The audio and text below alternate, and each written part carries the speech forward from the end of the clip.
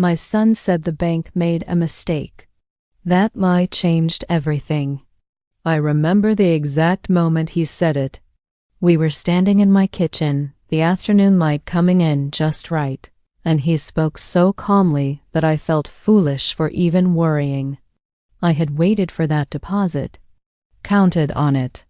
When it didn't come, my hands shook a little, not from fear, but from confusion. He smiled and told me not to trouble myself. Said banks mess things up all the time. And I wanted to believe him, because believing your own child feels safer than questioning them. But that night, lying awake in my bed, staring at the ceiling I'd stared at for 40 years, something didn't sit right. The money was gone, and so was the certainty I'd lived my whole life by, that my son would never lie to me. I'm not the kind of woman people notice much anymore. That's just how it goes when you reach a certain age. You become part of the background, like wallpaper or the hum of the refrigerator. I keep a small home at the end of Maple Street, the kind with a front porch that creaks when you walk across it, and flowers I tend every Sunday morning after church. White roses mostly. My husband planted the first bush 37 years ago, and I've been nursing their descendants ever since. The house itself is nothing fancy. 1,600 square feet, 2 bedrooms, 1 bathroom that could use updating. The kitchen floor has that old linoleum with the pattern worn through in front of the sink, from decades of standing there washing dishes. Chopping vegetables, staring out the window at the backyard where my children used to play. There's a crack in the living room wall that happened during the earthquake back in '94. We never fixed it. My husband said it gave the place character. He passed 11 years ago this October. Heart attack. Happened while he was mowing the lawn on a Saturday morning.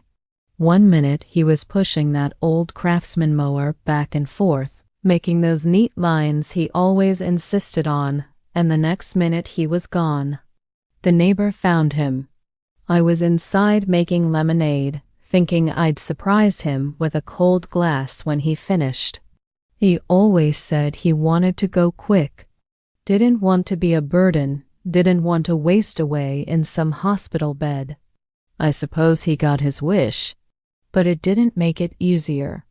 Losing someone you've spent your whole adult life with leaves a hole that never quite fills back in. You just learn to walk around it. We had 2 children. My daughter Rebecca lives out in Oregon now with her husband and 3 kids. She's got a good life out there.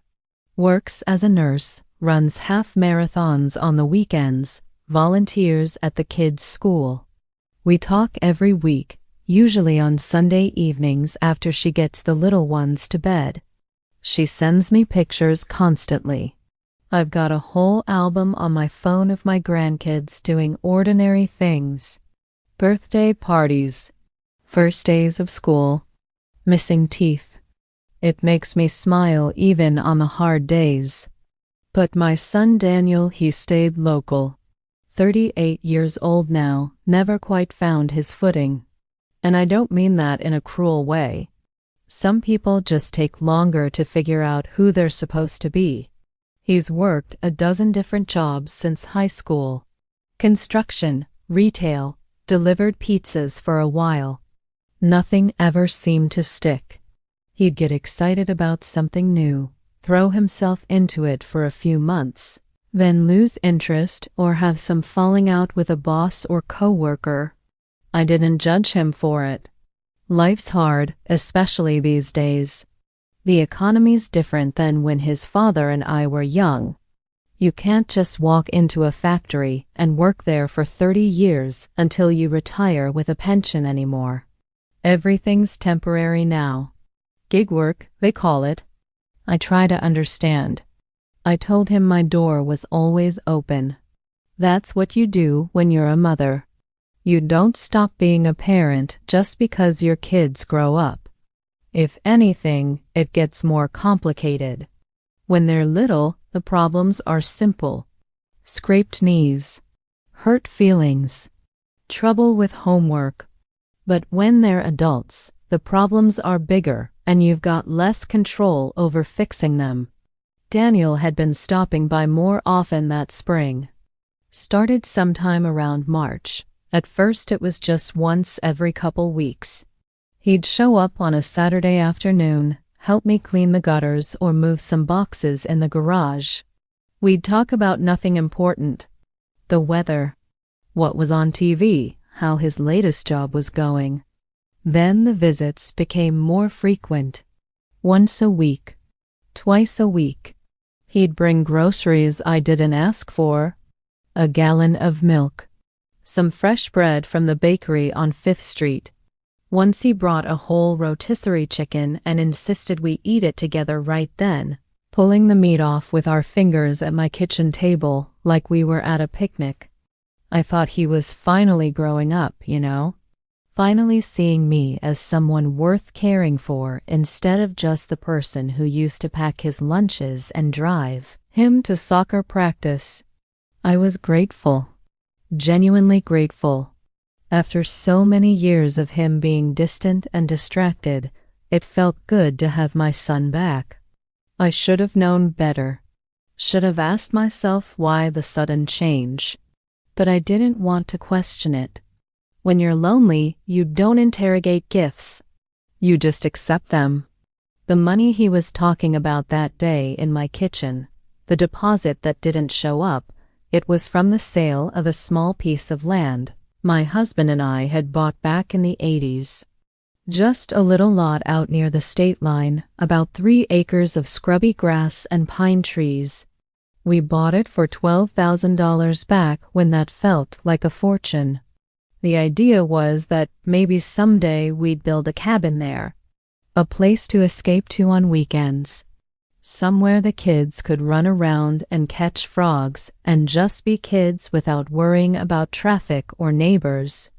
We used to drive out there sometimes when Daniel and Rebecca were small, pack sandwiches and a cooler full of drinks, spread a blanket on the ground and eat lunch while the kids explored.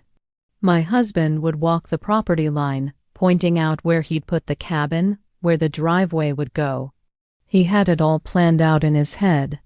2 bedrooms, a big porch facing east so we could watch the sunrise, a fire pit out back. We never built it. Life got in the way like it does. The kids got older and weren't interested in going anymore. Work got busy. Money got tight. The dream just sort of faded until the land became something we owned but never thought about. Just another line item on the property tax bill every year. After my husband passed, I held on to it for sentiment. It was one of the last pieces of him I had. One of his dreams. But this year, with property taxes climbing and my pension stretched thinner than it used to be, I started thinking maybe it was time to let it go.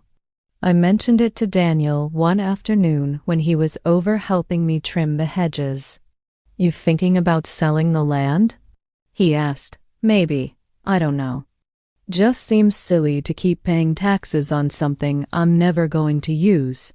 He nodded thoughtfully, clipped a few more branches. Then he said, "I could help you with that if you want. List it. Find a buyer.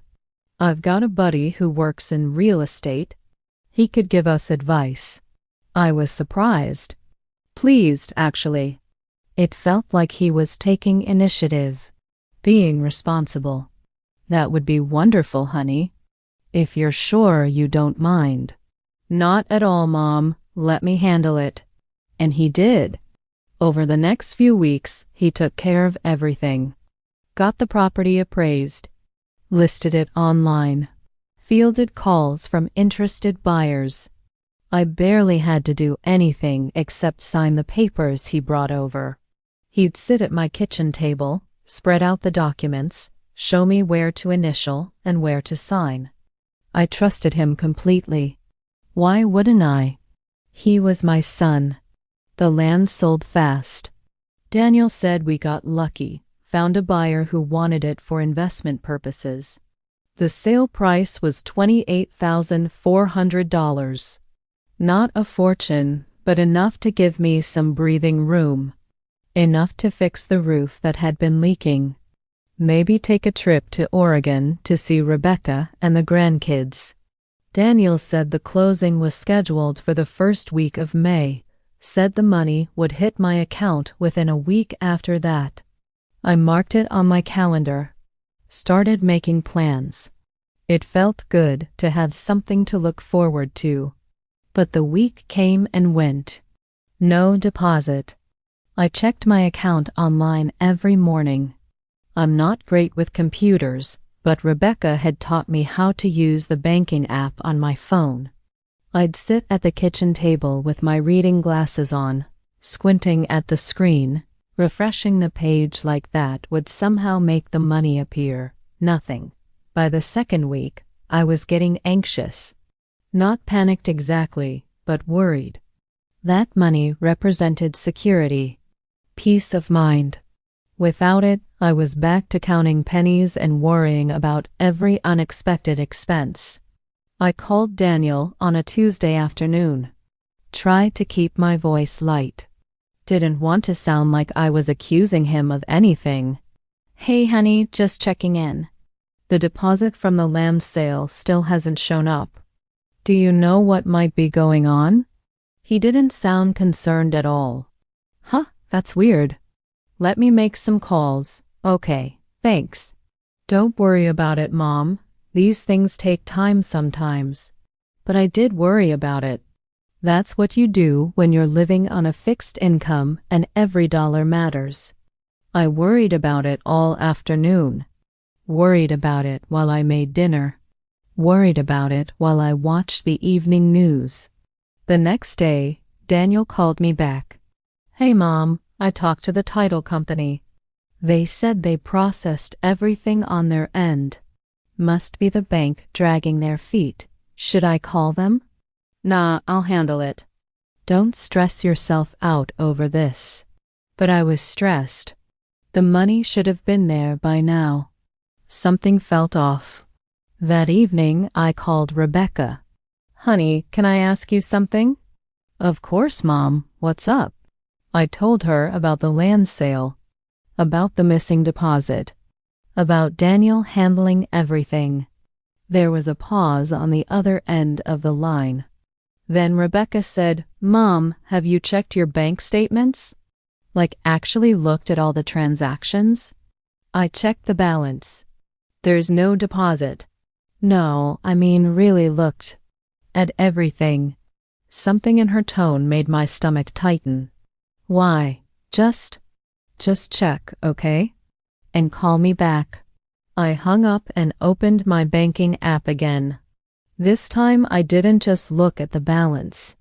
I scrolled through the transaction history, going back weeks, looking at every deposit, every withdrawal. And that's when I saw it. A transfer out. 3 weeks ago. $28,400. To an account I didn't recognize. My hands started shaking. I had to set the phone down on the table. Had to take a few deep breaths. That was my money. The land sale. It had come through. But someone had moved it.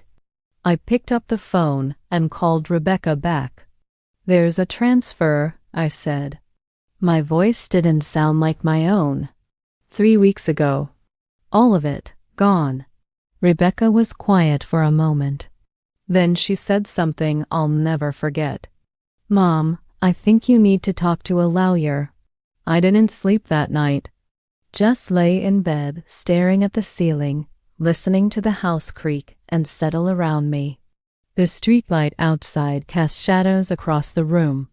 Shadows I'd seen 1,000 times before, but that night they looked different. Everything looked different. I kept replaying moments in my head. All those visits from Daniel. The way he'd started coming around more. The groceries. The help with the house. Had that all been leading up to this? Had he been planning it from the start? And the way he lied to me so easily, standing in my kitchen, looking me right in the eye, blaming the bank. That's what hurt the most. Not the money, though that hurt plenty. It was the lie, the betrayal, the fact that he could do that to his own mother and not even flinch. I thought about calling him right then, demanding answers, but something stopped me. Some instinct for self-preservation I didn't know I had. If he could steal from me, if he could lie to me that easily, then I needed to be smart about this. I needed to protect myself. The next morning, I got dressed in my good clothes, put on the navy blue dress I usually wore to church, fixed my hair, put on a little makeup. I wanted to look put together, wanted to be taken seriously. Then I drove to the bank. It was a Wednesday mid-morning. The parking lot was half empty. I'd been banking at this branch for 30 years. Knew most of the tellers by name. The building always smelled like coffee and paper. There were always the same motivational posters on the walls. Pictures of happy families with slogans about building your future and investing in your dreams. I walked up to the counter and asked to speak to a manager. The teller, a young woman named Jessica, who always asked about my grandkids, looked concerned. "Is everything okay, Mrs. Calloway?" "I just need to talk to someone about my account, dear." She nodded and disappeared into the back. A few minutes later, a man in his 40s came out. He was wearing a gray suit and a tie with little blue stripes. His name tag said, Brian Hargrove, branch manager. "Mrs. Calloway?" "I'm Brian. Why don't we step into my office?" His office was small. Just a desk, 2 chairs, and a computer. There was a picture of what I assumed was his family on the desk. Wife, 2 kids, golden retriever. Everyone smiling. I sat down and tried to keep my voice steady. "I need help with my account. There's been a transaction I don't understand." "Of course. Let me pull up your information." He typed on his keyboard, squinted at the screen, typed some more. "Okay, Mrs. Calloway, what transaction are we looking at?" There was a transfer out 3 weeks ago for $28,400. I didn't authorize it. His expression shifted, became more serious. "Let me verify that. Can you confirm your date of birth and the last 4 digits of your social security number?" I did. He typed some more. Then he turned the screen slightly so I could see it. There it was. The transfer, with a date and time and an account number I didn't recognize. "You're right," he said. There was a transfer to an external account on May 7th. "Did you authorize this?" "No." "Do you recognize the account it went to?" "No." He pulled out a notepad, started writing things down. "Has anyone else had access to your account? Does anyone have your login information? Your debit card?" And that's when I had to say it. Had to admit what I'd been avoiding. My son, Daniel, I gave him power of attorney last year. I had hip surgery and I was worried about who'd pay my bills if something went wrong. It was supposed to be temporary. Just in case. Mr. Hargrove nodded slowly. He'd probably seen this before. Probably heard this story 100 times. "Is he still listed on your account?" "I don't know." He checked, typed, clicked, then looked up at me with something like pity in his eyes. "He is. He has full access as a joint account holder and power of attorney." The room felt smaller suddenly, like the walls were closing in. "Mrs. Calloway, I need to ask you something and I need you to be honest with me. Do you think your son took this money without your permission?" I wanted to say no. Wanted to defend him. Make excuses. He was my child. You don't just accuse your child of stealing from you. But the evidence was right there on the screen. Yes, I whispered. I think he did. Mr. Hargrove leaned back in his chair. He looked genuinely sorry for me. Mrs. Calloway, what your son did, if he did it without your consent, is called financial exploitation. It's a crime, especially because you're over 65. There are special protections for senior citizens in these situations. What do I do? First, we need to remove him from your account immediately. Then I'd recommend you speak with a lawyer. And you may want to file a police report. Police report. The words hung in the air between us. Can you help me? I asked. My voice sounded small, old. I can help you secure your account right now. The rest is up to you. We spent the next hour going through everything. He printed out all my transaction history for the past 2 years. We removed Daniel from the account, changed all my passwords and security questions, set up new alerts so I'd be notified of any transaction over $50. Mr. Hargrove gave me a folder with all the documents, wrote down the names of 2 lawyers who specialized in elder financial abuse, told me the bank would cooperate fully if I decided to pursue charges. I'm sorry you're going through this, he said as I stood to leave. I know it's not easy, especially when it's family. Thank you for your help. I walked out of that bank carrying a folder full of evidence against my own son. The sun was shining. Birds were singing. People were going about their normal Wednesday. And my whole world had just shifted on its axis. I sat in my car for a long time before I drove home. Just sat there in the parking lot, holding that folder, trying to make sense of what was happening. How had it come to this? When had my son become someone I needed to protect myself from? I thought about all the times I'd rocked him to sleep as a baby, all the scraped knees I'd bandaged, all the school plays and soccer games and parent-teacher conferences. I'd given him everything I had, and this was what I got in return. But underneath the hurt and the betrayal, something else was building.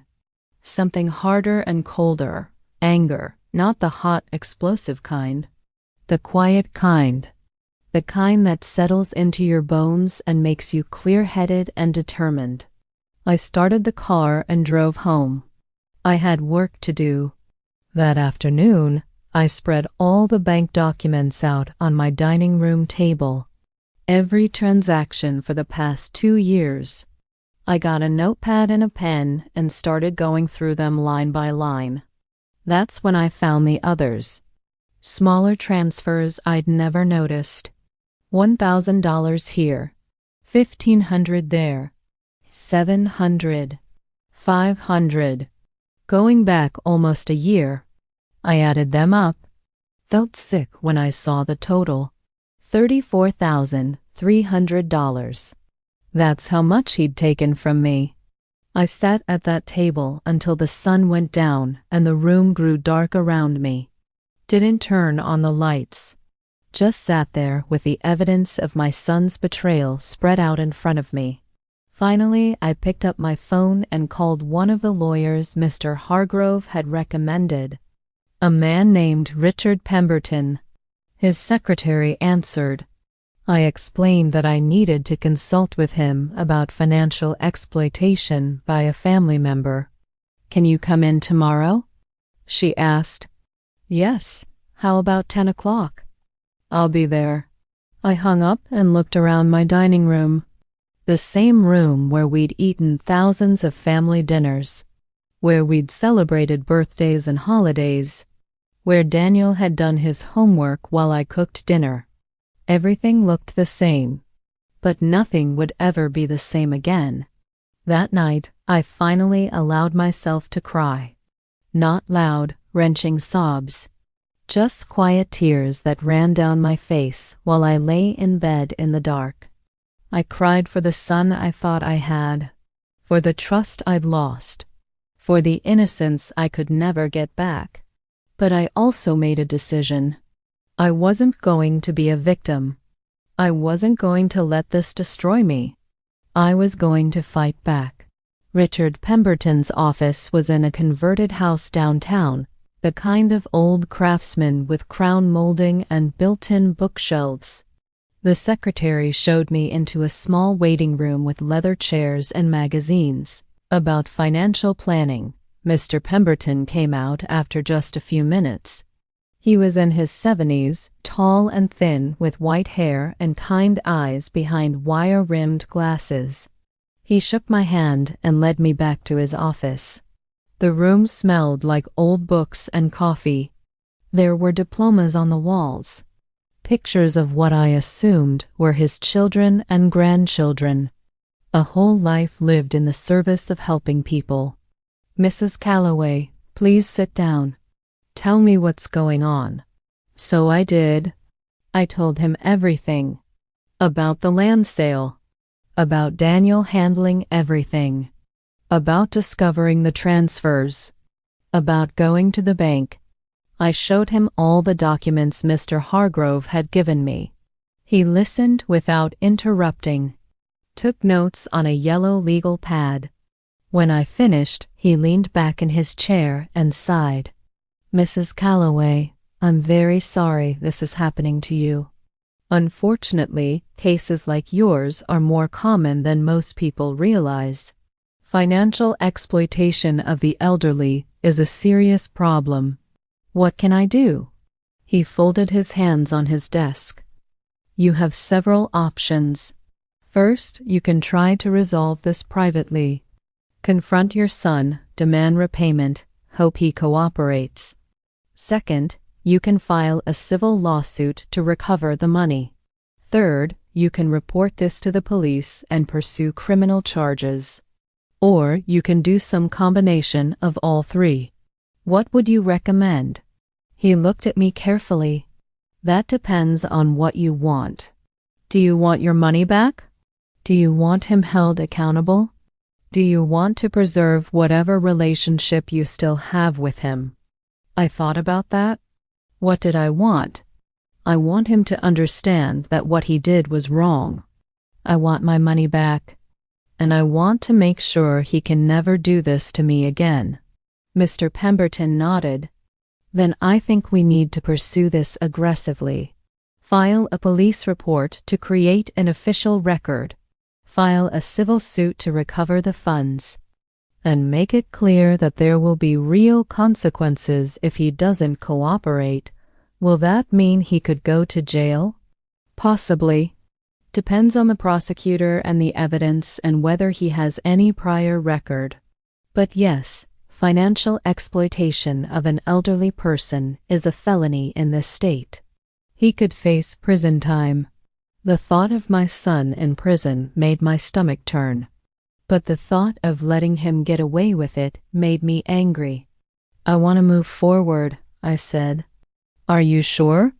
Because once we start this process, it's going to be difficult. It's going to be painful. Family members will take sides.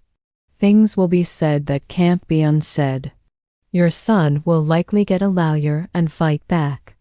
This could take months or even years to resolve." I looked at this man who was offering to help me, who was giving me a way out if I wanted it. And I knew he was right.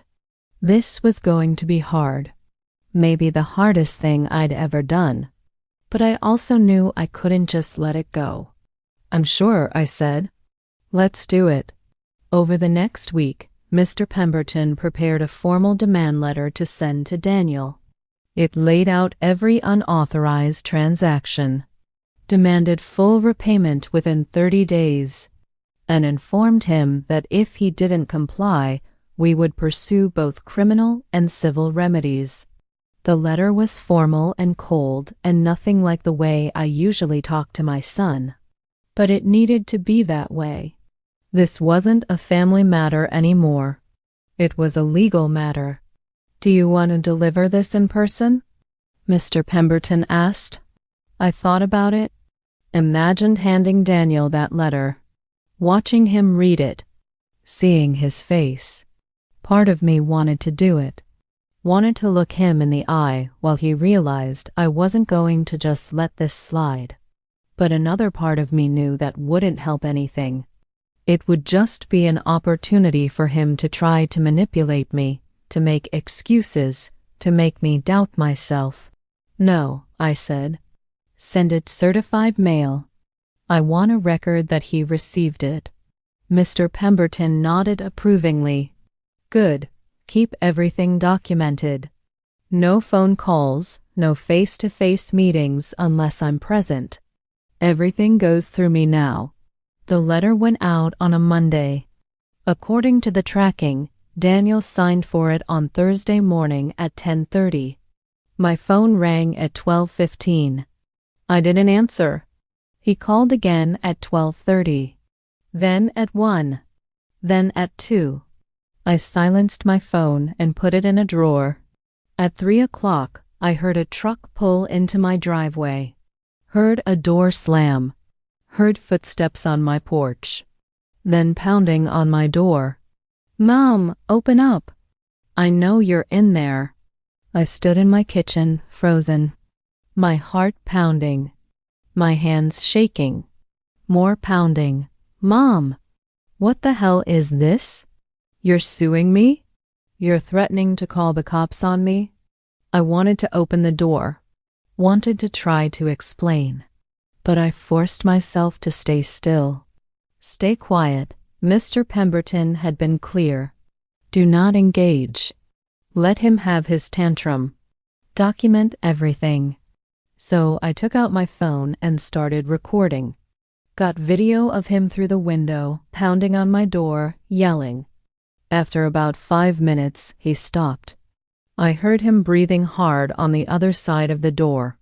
Fine, he said. His voice was different now. Hurt instead of angry. Fine, Mom, if this is how you want to be. He walked back to his truck.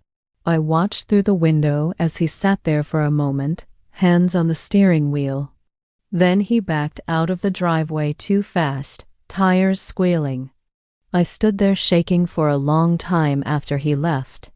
Then I called Mr. Pemberton and sent him the video.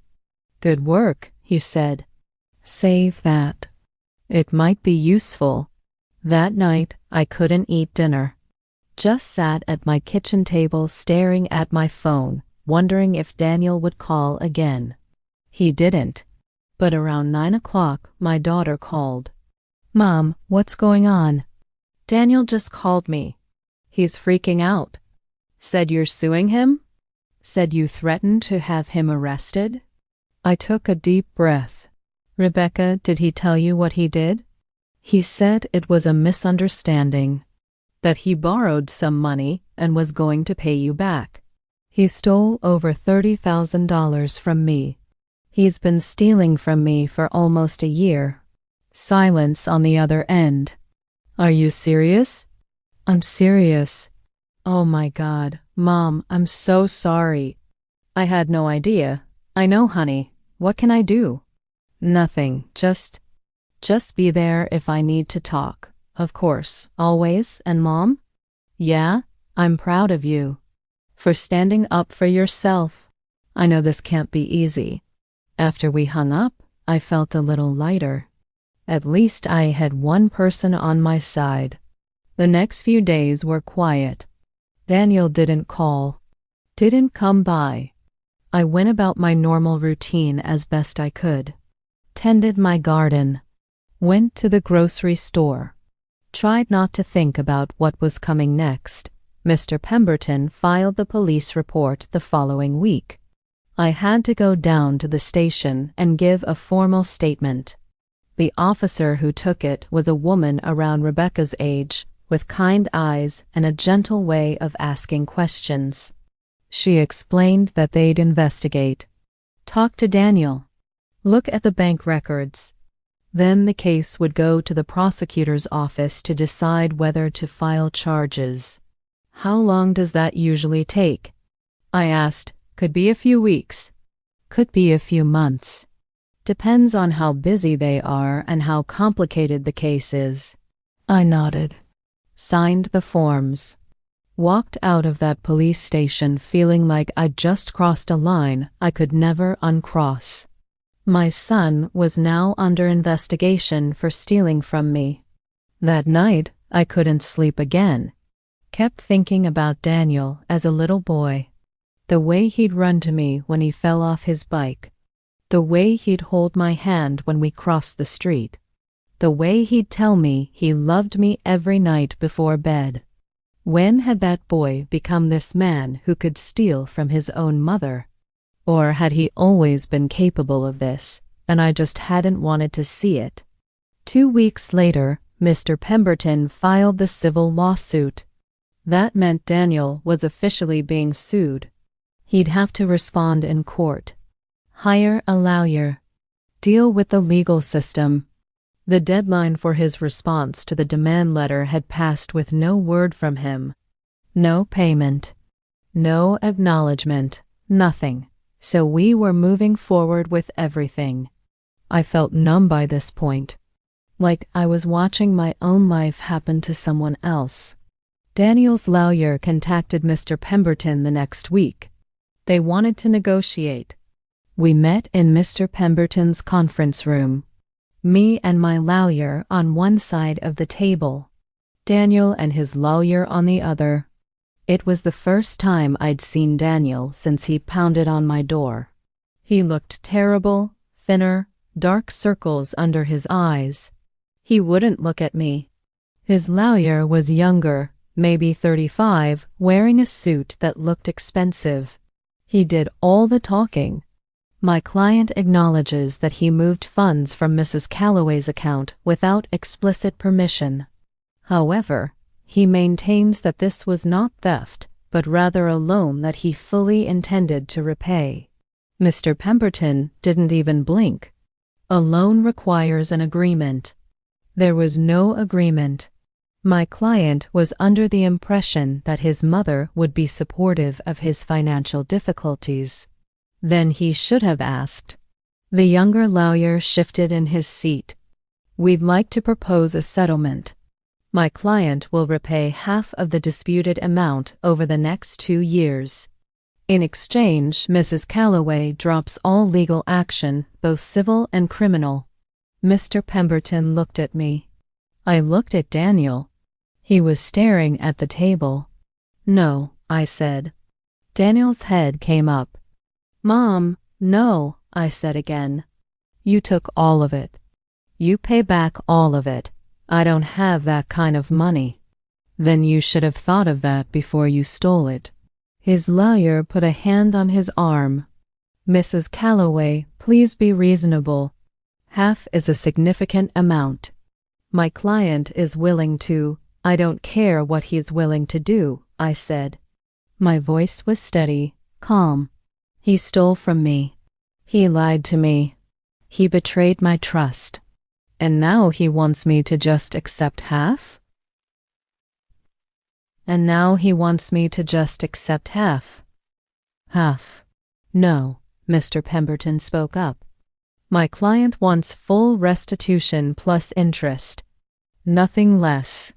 Daniel's lawyer looked frustrated. That could take years. My client doesn't have those resources. That's not our problem, Mr. Pemberton said. The meeting ended badly. Daniel tried to catch my arm as we were leaving, but I pulled away. Mom, please. Can we just talk? I looked at him. Really looked at him. And I didn't see my son anymore. I saw a stranger who'd hurt me. No, I said. We're done talking. Everything goes through the lawyers now. I walked out. Got in my car. Drove home. And that night, for the first time in weeks, I slept all the way through. The next few months were a blur of legal proceedings, motions, hearings, depositions. I had to tell my story over and over.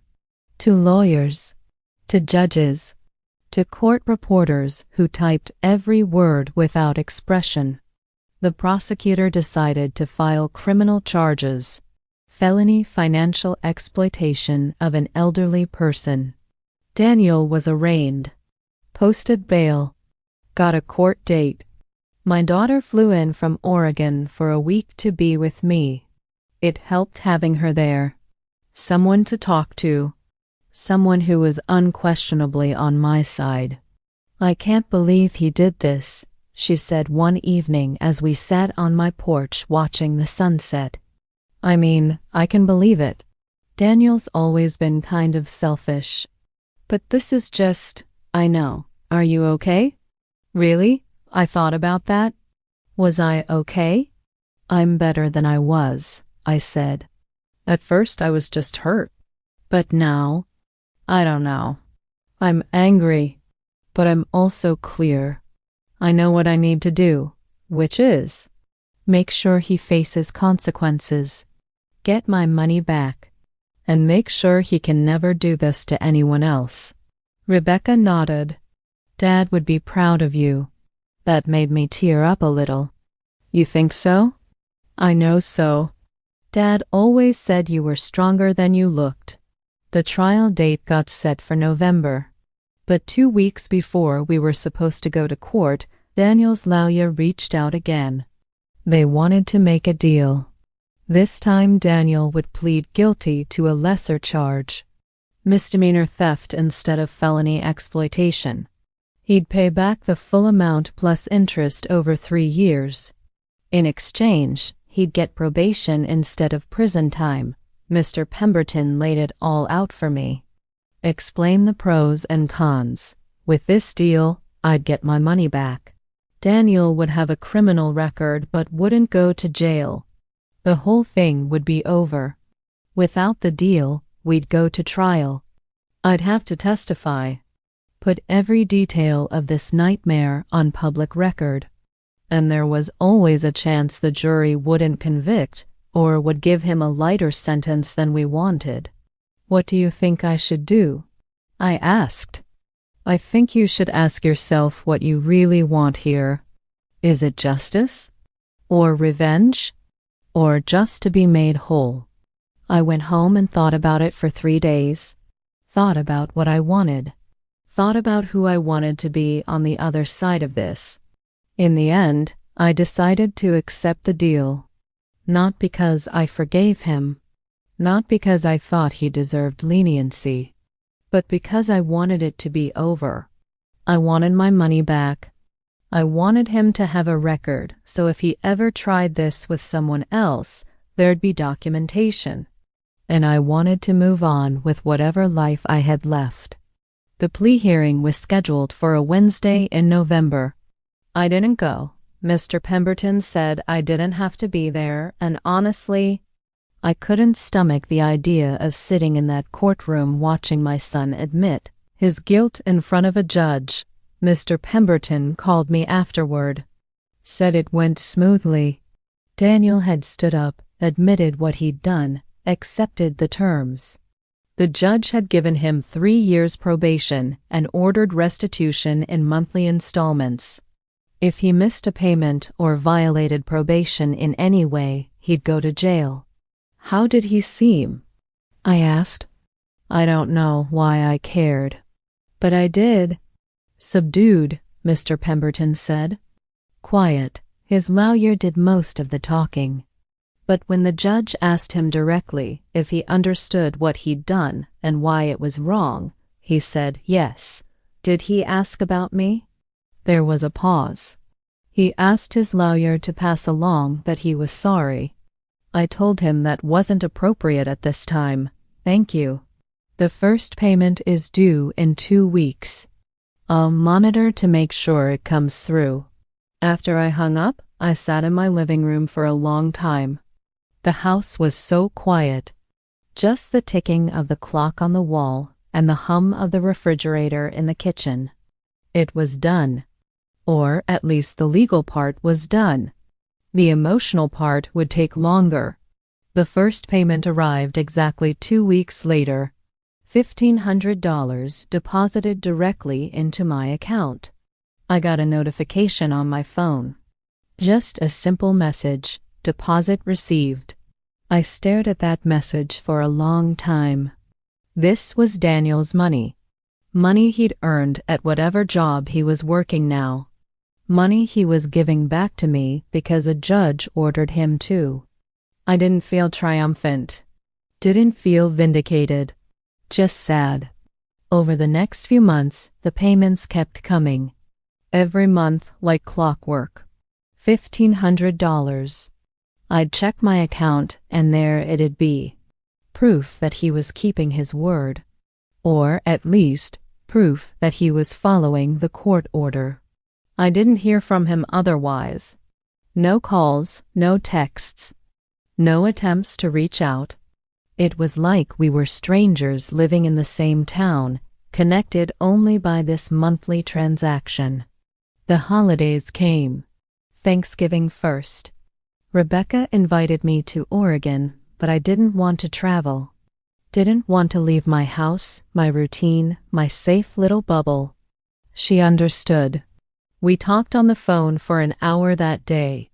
She told me about the turkeys she'd made, about the kids' school plays, about her husband's new job. "Have you heard from Daniel?" she asked carefully. "Just the payments. Do you think you'll ever talk to him again?" "I don't know, honey. I really don't know." Christmas was harder. I'd always loved Christmas. The decorations, the music, the sense of hope and renewal. But that year, I couldn't muster much enthusiasm. I put up a small tree, hung a wreath on the door, went through the motions.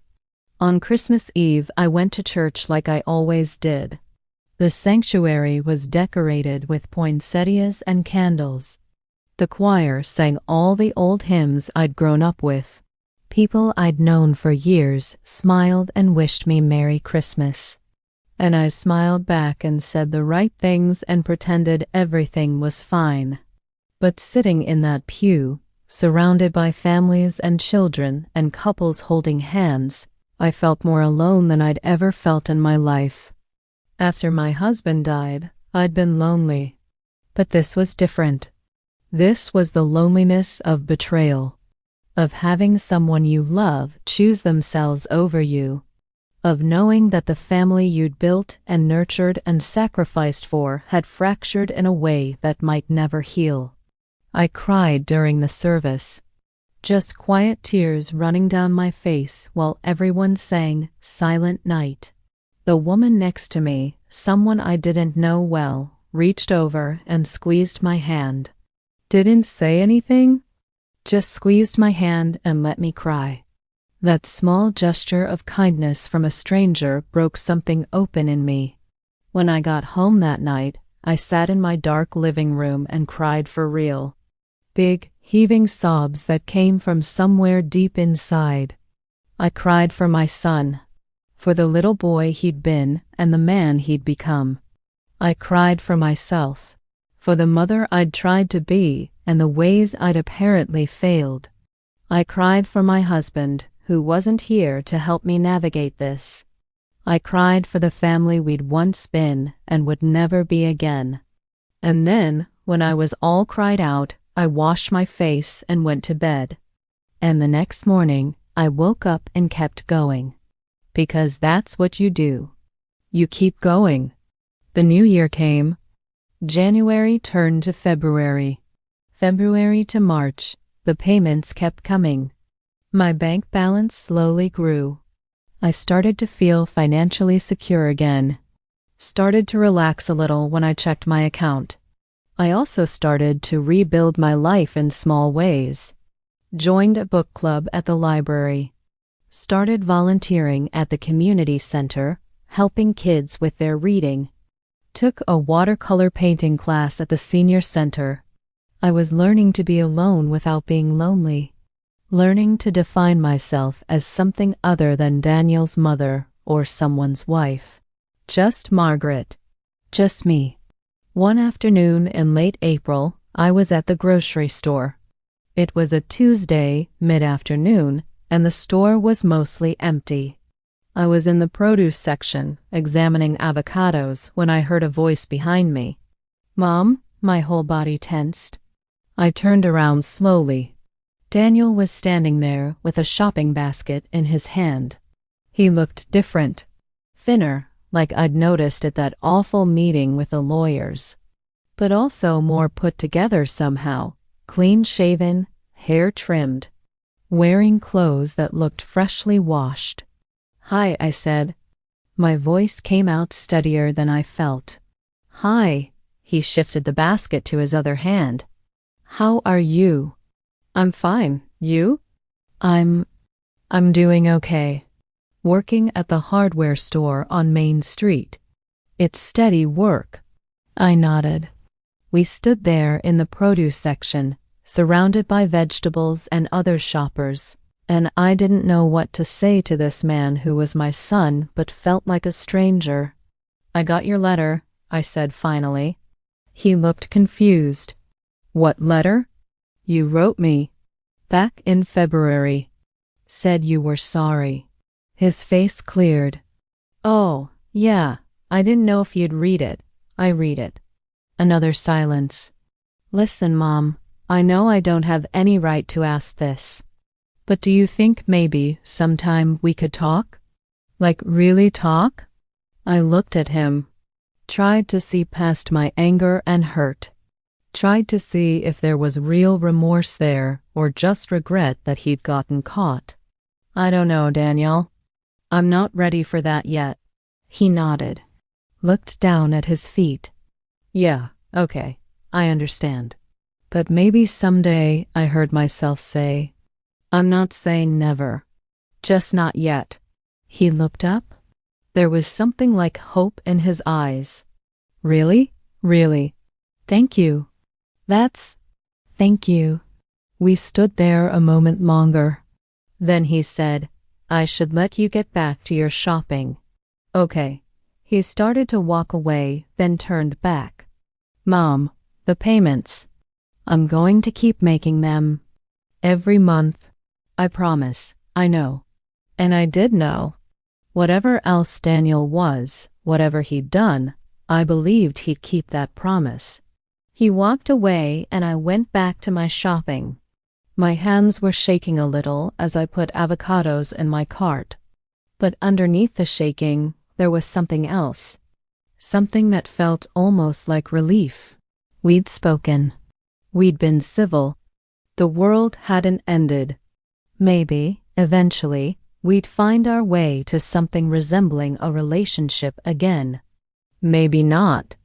But for the first time in months, I felt like there might be a path forward that didn't involve complete estrangement. The months continued to pass. Spring turned to summer. My garden bloomed. The roses my husband had planted all those years ago put out more flowers than they had in years. I took it as a good sign. Rebecca came to visit in July with all 3 kids. It was chaos and noise and sticky fingerprints on everything, and I loved every minute of it. We didn't talk much about Daniel. Just brief updates. He was still making his payments, still working at the hardware store, still living in his apartment across town. "Do you think you'll forgive him?" Rebecca asked one evening after the kids were in bed. "I don't know if forgiveness is the right word," I said. "I'm not angry anymore. Or not as angry. But I don't know if I'll ever trust him again." "That makes sense. The thing is, I'm doing okay. Better than okay, actually. I'm happy. I've got my book club and my volunteering and my painting class. I've got you and the grandkids. I've got this house and my garden and my routine. My life is full, but there's a Daniel-shaped hole in it. And I don't know if I want to fill it or just accept that it's there." Rebecca reached over and hugged me. "You don't have to decide right now. Or ever, really. You just do what feels right to you." One day in late August, I was volunteering at the community center. It was a Thursday afternoon, and I was helping a 9-year-old named Marcus with his reading. He was struggling with a chapter book about a boy and his dog, sounding out each word carefully. The community center director, a woman named Patricia, came over to where we were sitting. "Margaret, there's someone here to see you." I looked up, surprised. "Really? Who?" He said his name is Daniel. "Your son?" My stomach dropped. "He's here?" "In the lobby." I told him you were with a student, but he said he'd wait. I looked at Marcus, who was watching me with curious eyes. "Okay, give me just a minute." I finished up with Marcus, made sure he was settled with his book, then walked out to the lobby on shaky legs. Daniel was sitting in one of the plastic chairs near the entrance. He stood up when he saw me. "Hi, Mom. Sorry to just show up like this. I called, but you didn't answer, and I really needed to talk to you. Is everything okay? Are you in trouble?" "No, nothing like that. Can we talk, please?" I looked around. The lobby was public, but relatively empty. "Okay, but I only have a few minutes." We sat down in two of the plastic chairs. They were uncomfortable and institutional, but maybe that was appropriate. "What's going on, Daniel?" He took a deep breath. "I've been in therapy. Since the court case. It was part of my probation, but also I wanted to go. Needed to go. Okay. And I've been working through a lot of stuff. About why I did what I did. About my relationship with money and with you and with myself. And my therapist suggested I might want to try to talk to you. Not to ask for forgiveness or anything. Just to explain. If you're willing to hear it." I wasn't sure I wanted to hear it. Explanations felt like excuses. But I also saw something in his face I hadn't seen in a long time. Something like genuine humility. "All right," I said. "I'm listening." He rubbed his hands on his jeans, nervous. "I was in debt. Bad debt, not just credit cards, but I'd been gambling. Online poker mostly. I'd win sometimes and it felt great, but then I'd lose and I'd try to win it back and I'd lose more. It spiraled. I owed 20 grand to some guys who were not patient about wanting their money back. So you stole mine." "Yeah." I told myself it was borrowing, that I'd pay you back as soon as I got ahead. But I never got ahead. I just kept digging deeper. And then the land sold, and there was all that money, and it felt like the answer to everything. Like if I could just pay off these guys, I could start over. Do better. You could have asked me for help. I know. But I was ashamed. And I knew you'd want to know what I needed it for. And I couldn't tell you about the gambling. I couldn't admit how badly I'd screwed up. So instead, you lied to me. Stole from me, yes." His voice broke. "And I know nothing I say can make that okay. I know I destroyed your trust. I know I hurt you in ways I can't fix.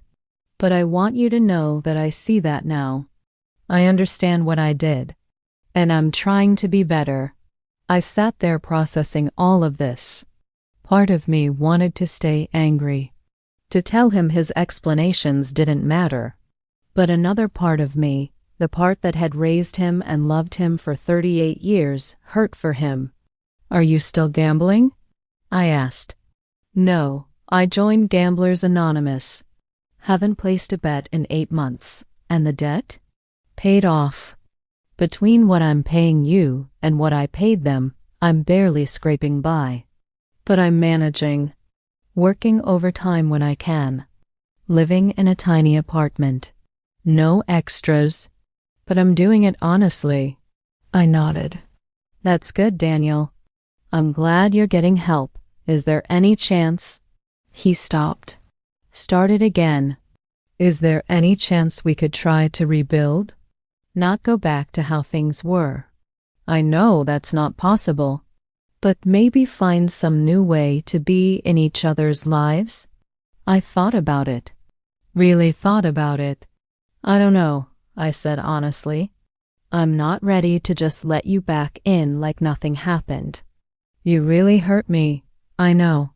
But I'm not saying never either. Maybe we start small. Maybe after you finish making your payments, we try having coffee or something. See how it feels. His face brightened. Really? You'd be willing to try? Maybe, if you keep doing the work. Keep going to therapy. Keep staying away from gambling. Keep being honest. I will. I promise I will. Promises don't mean as much to me as they used to, Daniel. I need to see actions over time. You will. I'll show you. I stood up. I need to get back to my student. He stood too. Thank you for hearing me out. That's more than I deserve. I looked at him. My son still flawed. Still broken in some ways. But maybe trying to put himself back together. We'll see, I said. That's all I can give you right now.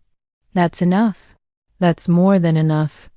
I walked back to Marcus and we finished our reading session. But the whole time, my mind was somewhere else, processing what Daniel had said, trying to figure out what I wanted. The truth was, I missed my son, not the one who'd stolen from me, but the one I'd raised, the one who used to tell me about his dreams, the one who used to hug me and mean it. Maybe that person was still in there somewhere. Maybe with time and work and honest effort, we could find a way to be mother and son again. Or maybe not. Maybe the damage was too deep. But I was willing to leave the door open a crack. That's all. Just a crack.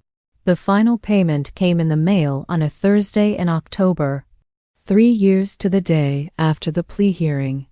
A check for the remaining balance. Not a money order or a cashier's check. A personal check from Daniel's account. There was a note attached. Just a few words in his handwriting. Mom, I know this doesn't fix everything, but I want you to know I'm trying. I hope that counts for something. I love you, Daniel. I stood in my kitchen holding that check and that note, and I felt a lot of things at once. Relief that the debt was finally paid. Sadness for all the time and trust we'd lost. Uncertainty about what came next. I deposited the check that afternoon. Every cent accounted for. The money that should have been mine 3 years ago was finally completely back in my account. That night, I sat on my porch and watched the sun go down. The air was cooling off, autumn settling in.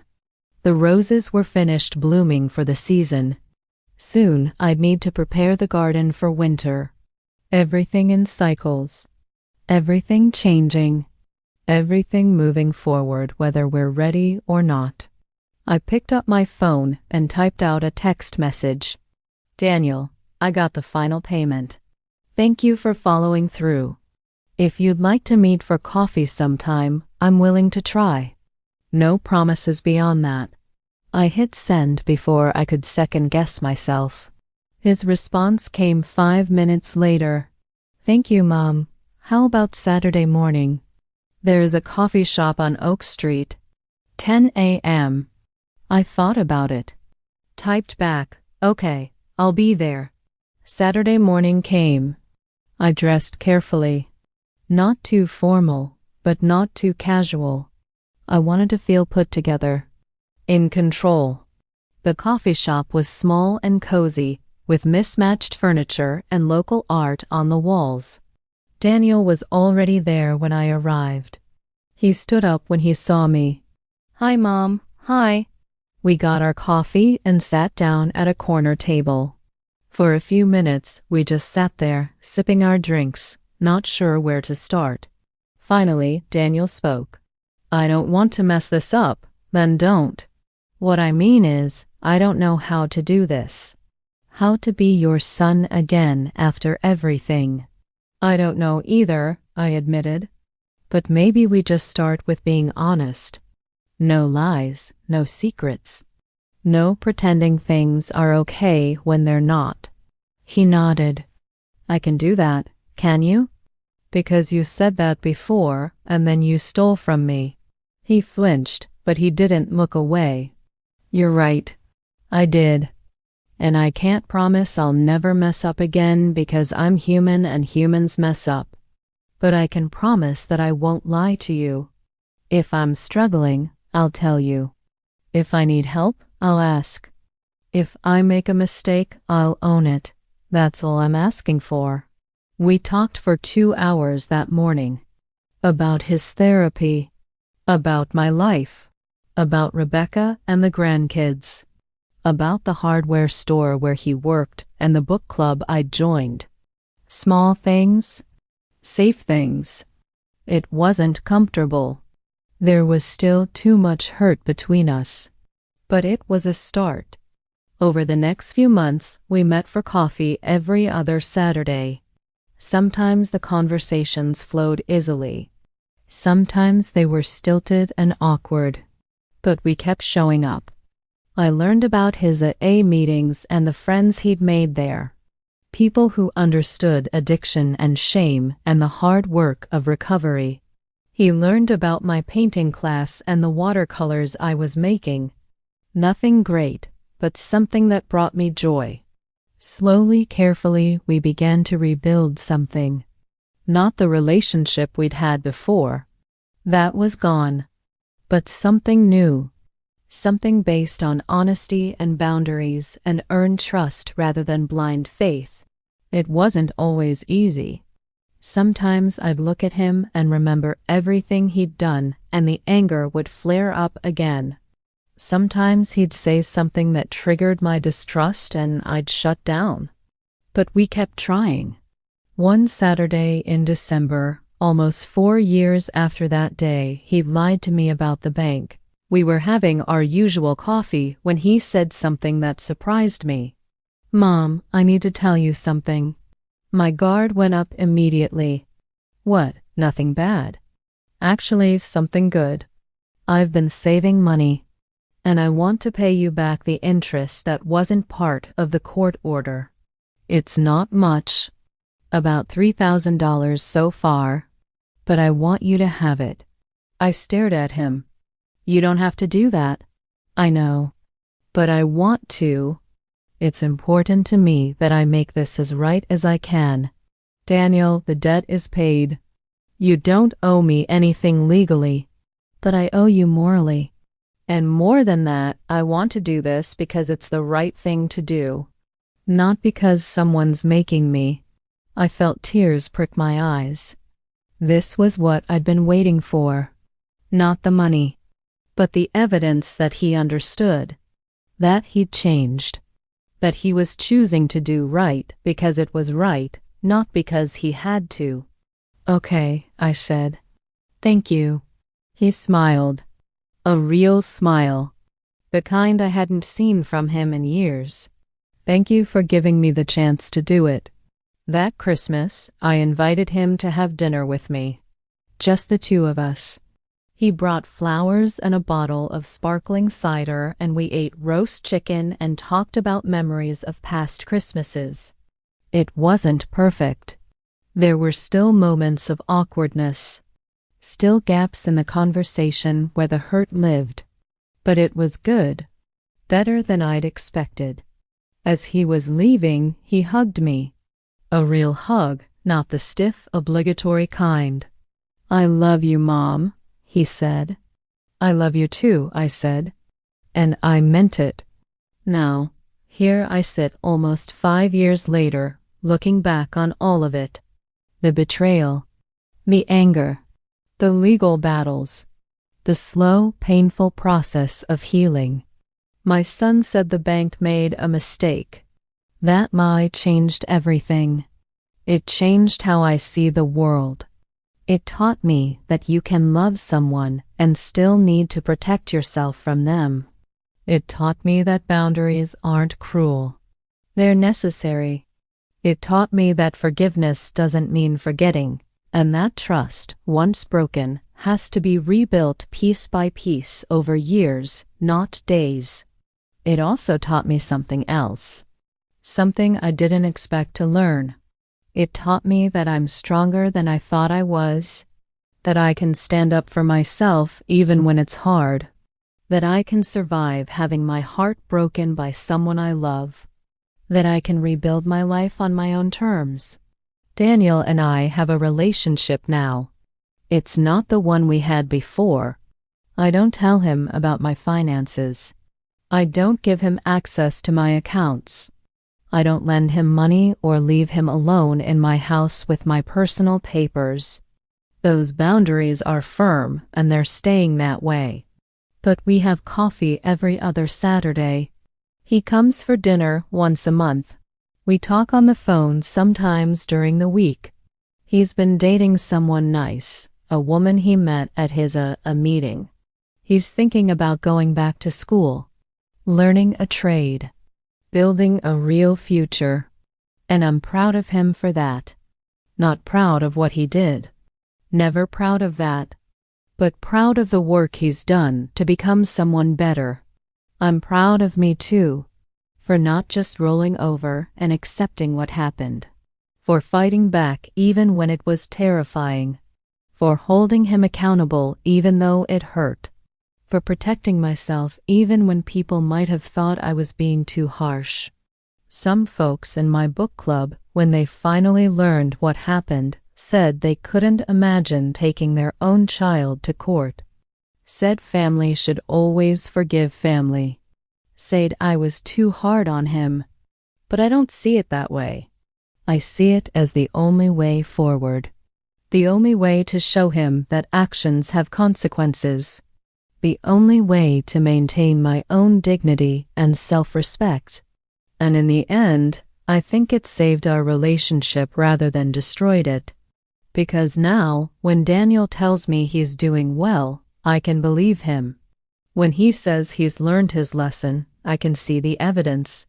When he says he loves me, I can trust that it's genuine. The money's been back in my account for over a year now. I've fixed the roof. Taken that trip to Oregon to see Rebecca and the grandkids. Put some in savings for emergencies. Even treated myself to some new furniture for the living room. But more than that, I've reclaimed my sense of security. My sense of self. My understanding that I matter. That I'm worth protecting. That my trust is valuable and shouldn't be given freely. These are hard lessons to learn at my age. Most people would probably say I should have known them already. But sometimes life has to teach you the same lesson over and over until it finally sticks. My home is peaceful now. Truly peaceful. Not because there's no conflict, but because there's honesty. The kind of peace that comes from knowing exactly where you stand. I'm 73 years old. I've got more years behind me than ahead of me, probably. But I'm not done yet. I've got my garden to tend, my grandkids to spoil, my painting class, my book club, my volunteer work with the kids at the community center. And I've got a son who's trying to be better, who's working every day to earn back what he lost.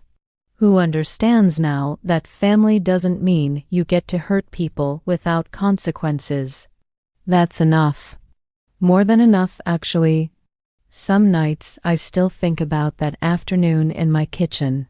The way he looked me in the eye and lied so smoothly. The way I wanted so desperately to believe him. But I don't regret anything that came after. Not the lawyers. Not the court cases. Not the hard conversations. Not any of it. Because it taught me who I really am. Not just somebody's mother or somebody's wife. But Margaret. A woman who can stand up for herself. A woman who won't be taken advantage of. A woman who knows her own worth. And that's worth more than all the money in the world. Well, dear hearts, that's my story. Thank you for sticking with me all the way through. I know it wasn't always an easy story to hear, but I appreciate you taking the time to listen. If this touched your heart in any way, I'd be so grateful if you'd hit that like button down there. It helps more people find these stories. And there's comfort in knowing we're not alone in our struggles. And if you'd like to hear more stories like this, real stories about real people navigating life's hardest moments, please subscribe to the channel. I've got plenty more to share, and your company makes the telling worthwhile. I'd love to know where you're watching from too. Drop a comment and let me know what town or country you're calling home. It warms this old heart to know these words are traveling so far and landing in so many different places. If you'd like to support the channel, there are ways to do that as well. But please don't feel any pressure. Just you being here, listening to an old woman tell her story, that's more than enough. Take care of yourselves out there. Hold your people accountable when you need to, but leave the door open for healing if it feels right. And remember, being kind to others doesn't mean you can't be strong for yourself. Until next time, this is Margaret, wishing you peace and strength and the courage to protect what matters. God bless.